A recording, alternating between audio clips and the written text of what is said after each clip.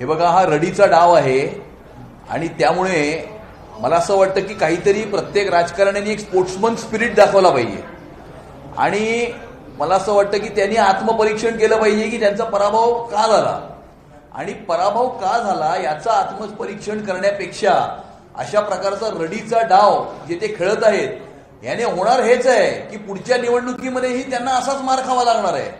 कारण जे पराभवाची कारणं आहेत त्यांची कारण मीमांसा करण्याच्या ऐवजी ते अशा प्रकारचा रडीचा डाव खेळत आहेत आणि त्यामुळे मला असं वाटतं की काहीतरी संघटनात्मक कामं करून लोकांच्या मनामध्ये आपलं एक स्थान निर्माण करणं किंवा लोकांचे प्रश्न उचलणं किंवा सरकारला योग्य काय आहे ते दाखवणं हे करण्यापेक्षा संपूर्ण त्यांचा वेळ आणि त्यांची सगळी एनर्जी ही रडीचा डाव खेळण्यामध्ये ते जे घालवत आहेत आणि त्याचाच प्रत्यय हे होणार आहे की येणाऱ्या निवडणुकांमध्ये सुद्धा त्यांचा बँड महाराष्ट्रातील राजुरा मतदारसंघ ज्या ठिकाणी भाजपचे देवराव भोगळे आमदार आहेत जे 3000 मतांनी निवडून आले होते त्यांचं म्हणणं या मतदारसंघामध्ये सुद्धा 6800 मतांची चोरी करण्यात आलेली आहे. त्यामुळे एकूण आरोप लावला जातोय सातत्याने ते भाजपावरती. दुसरी गोष्ट ते बोलतात की मी विरोधी पक्षनेता आहे, माझ्याकडे सर्व पुरावे आहेत. याआधी आयोगाने त्यांना प्रतिज्ञापत्र सादर करण्यास सांगितलं होतं, मात्र ते केलं नव्हतं. मात्र आज प्रेझेंटेशन मध्ये काही लोकांना समोर ठेवलं आहेत आणि हे पुरावे आहेत माझ्याकडे सांगतात. हे बघा, ह्या पुराव्यांना काही अर्थ नाही आणि जे निवडणूक आयोगाने त्यांना करायला सांगितलं होतं जर त्यांचे पुरावे इतके ठोस होते तर मग त्याला लिगली कॉन्स्टिट्युशनली त्यांनी उत्तर का नाही दिलं. लिगली आणि कॉन्स्टिट्युशनली उत्तर द्यायचं नाही आणि अशा प्रकारच्या थापा मारायच्या, दिशाभूल करायची, फेक नरेटिव्ह पसरवायचा प्रयत्न करायचा. याच्यापेक्षा राहुल गांधींनी काही कन्स्ट्रक्टिव्ह कामांवरती जर त्यांचा फोकस केला तर कदाचित ते थोडेसे आयुष्यामध्ये पुढे जातील, पक्षालाही पुढे घेऊन जातील. परंतु मला असं वाटतं की त्यांनीही ठरवलंय की स्वतःही खड्ड्यात जायचं, स्वतःच्या पक्षालाही खड्ड्यात घेऊन जायचं आणि त्यामुळे अशा प्रकारचे फेक नरेटिव्ह त्यामुळे ते पसरवत आहेत. आणि मी तुम्हाला सांगतो की या फेक नरेटिव्हला आणि या भूलथापांना येणाऱ्या महानगरपालिकेच्या आणि स्थानिक स्वराज्य संस्थांच्या निवडणुकीमध्ये पुन्हा एकदा महाराष्ट्राची जनता मुहतोड जबाब देणार आहे. मनसेने भाजपवर आरोप केला. आता संदीप देशपांडेने पत्रकार परिषद घेतली. ते म्हणाले की भाजपमध्ये 51% नगरसेवक जे आहेत ते परप्रांतीय आहेत म्हणून मिश्रा अशा लोकांना महापौर करणार नाही. हे बघा, असं आहे, त्यांच्याकडे काही मुद्दाच राहिलेला नाही. म्हणजे त्यांना मी त्याच्याकरता दोष देत नाही. त्यांचा पक्ष आता इतका छोटा आहे किंवा छोटा झालेला आहे किंवा छोटा राहिलेला आहे की त्यांना काही दुसरं काही काम करण्यासाठी राहिलेलं नाही. आणि मला असं वाटतं की मी तर त्यांना काही बोललेलोच नाहीये. पहिला मुद्दा म्हणजे त्यांच्याकडे मी काही वळून बोललेलोच नाहीये. परंतु मला असं वाटतं की हे अशा प्रकारचा भाषावाद, प्रांतवाद हे मुंबईच्या विकासाबद्दल बोला ना. मुंबईच्या सुरक्षेबद्दल कोणीच बोलत नाही. 25 वर्षामध्ये मुंबईच्या महानगरपालिकेच्या माध्यमातून आम्ही मुंबईकरांच्या जीवनामध्ये काय बदल घडवून आणले याच्यावर कोणीच चर्चा करत नाही. किंवा मुंबईचा गेल्या 11 वर्षामध्ये विकास कसा झाला, अजून त्याच्यात काय करायला पाहिजे होतं, अशा प्रकारचे कन्स्ट्रक्टिव्ह काही कोणी सजेशन्स देतच नाहीये.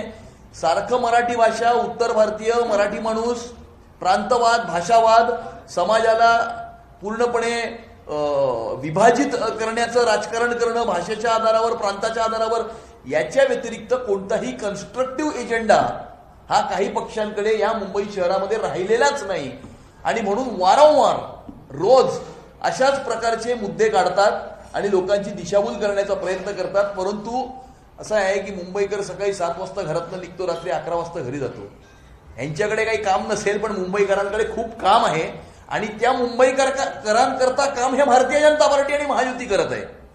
त्यामुळे आमचं नातं हे मुंबईकरांशी आहे. आम्ही मुंबईकरांकरता काय केलंय हे मुंबईकरांना चांगलं माहिती आहे. आता 30 तारखेला metro south Mumbai two ships हा जो म्हणजे मुंबई शहरातला सगळ्यात जास्त कंजेशन दक्षिण मुंबईकडे जाणारा जो रस्ता आहे, वेस्टर्न एक्सप्रेस हायवे आहे, त्या पूर्ण कॉरिडॉरला डिकंजेस्ट करणारी ही मेट्रो, याचं उद्घाटन पंतप्रधान नरेंद्र मोदी करतायत.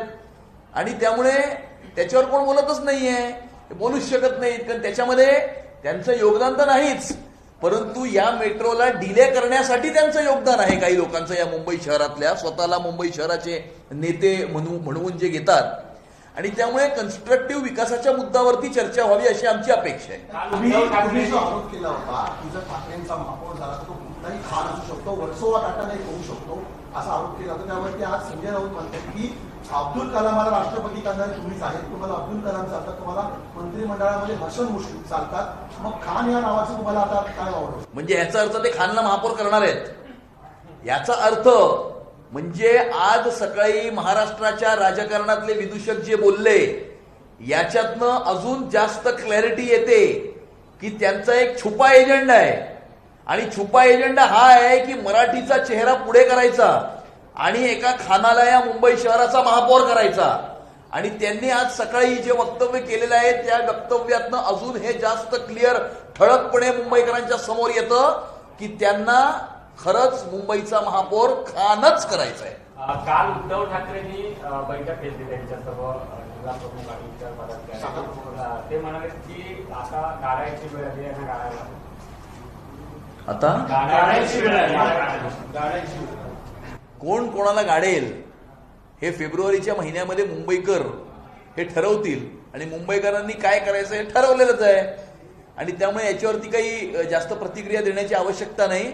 आगे आगे देखो होता गया होता है क्या और समय सबका जवाब दे. शिवाजी पार्कमध्ये मीनाताई ठाकरे यांच्या पुतळ्यावरती जो रंग टाकण्यात आला त्यामध्ये अनेक धक्कादायक खुलासे समोर येत आहेत. जो आरोपी आहे तो ठाकरेंच्याच कार्यकर्ता आहेत, त्यांचा चुलत भाऊ असल्याचं समोर आलेला आहे आणि संपत्तीचा वाद आहे गेल्या अनेक वर्षापासून तो त्यासाठी झगडतोय अशी माहिती समोर आली. परंतु काल ज्या पद्धतीने हा सगळा प्रकार घडला त्यानंतर सरकारवरती कुठेतरी भाष्य देण्यात घोषणा आली होती. मुंबईची सुरक्षा जी आहे ती घेतली जाते असेही आरोप झाले होते. त्यावर काय? माझी मुंबईच्या पोलीस आयुक्तांना ही विनंती राहील की त्यांनी या विषयाची सखोल चौकशी करावी आणि सखोल चौकशी करून दूध का दूध पाणी का पाणी करावं आणि याच्यामध्ये खरं कुणी षडयंत्र केलं होतं, कुठल्या उद्देशाने षडयंत्र केलं होतं, काय उद्देश त्याच्या मागे होता, यात काही राजकारण होतं का, याचं पूर्णपणे सखोल चौकशी होऊन याच्यातलं जे सत्य आहे ते मुंबईकरांच्या समोर आलं पाहिजे असं माझं म्हणणं आहे. संदीप देशपांडे याला धरून म्हणतात सीसीटीव्हीचा कुठेतरी अभाव आहे, कारण की माझ्यावर जेव्हा हल्ला झाला त्यावेळेस देखील सीसीटीव्ही खराब होते, काल देखील सीसीटीव्ही नव्हते त्या ठिकाणी असं त्यांचं.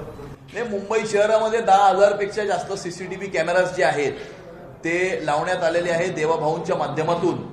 आणि संपूर्ण मुंबई शहरामध्ये लागलेले सीसीटीव्ही कॅमेराज हे पोलीस कंट्रोल रूमशी कनेक्टेड असून मुंबई शहराचा थर्ड आय म्हणजे सीसीटीव्ही कॅमेराज हा पूर्णपणे व्यवस्थितरित्या कार्यरत आहे. आणि सीसीटीव्ही कॅमेराज हे स्ट्रॅटेजिक लोकेशन्सला लावले जातात. प्रत्येक घराच्या बाहेर काय सीसीटीव्ही लावणं शक्य नसतं. असा एक आरोप केला जातो की जे रुलिंग पार्टीचे आमदार आहेत, विशेषतः फर्स्ट आणि सेकंड टर्मचे आमदार आहेत, त्यांना विकास निधी मोठ्या प्रमाणामध्ये दिला जातोय, पण जे अपोजिशनचे आमदार आहेत त्यांना पैसे विकास निधीला दिला जात नाही आणि जे सिनियर आमदार आहेत त्यांना सुद्धा विकास निधी दिला जात नाही. सर्व आमदारांना विकास निधी मिळतोय, ऑपोजिशनलाही मिळतोय, सत्ताधारी पक्षांनाही मिळतोय. आणि अशा प्रकारचा प्रश्न विचारणाऱ्यांनी याचं स्पष्टीकरण द्यावं की 2019 ते 2022च्या कालावधीमध्ये कशा प्रकारचं डिस्ट्रीब्युशन हे विकास निधीचं केलं होतं, कोणी कोणाचे प्रोजेक्ट थांबवले होते आणि कोणाला जास्त निधी दिला होता.